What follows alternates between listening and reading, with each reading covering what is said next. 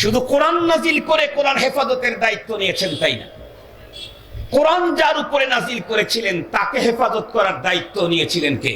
আল্লাহ। বলেন তো দেখি, আল্লাহ তার রাসূলকে হেফাজত করতে সক্ষম হয়েছিলেন না অক্ষম হয়েছিলেন? ব্যর্থ হয়েছিলেন।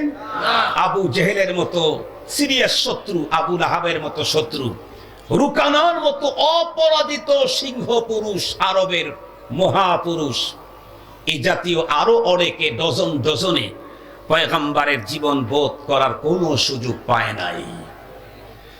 আল্লাহ পাক যখন চেয়েছেন তখন তার রাসূলকে তার কাছে নিয়ে এসেছেন। বাট কোন আবু জেহেলের ক্ষমতা, উতবা সাইবার, আবু লাহাবের ক্ষমতায় পয়গম্বরকে বধ করতে পারে নাই। কোরআন হেফাজতের দায়িত্ব উনি নিয়েছেন। উনি যখন চাবেন তখন কোরআন উঠায় নেবেন।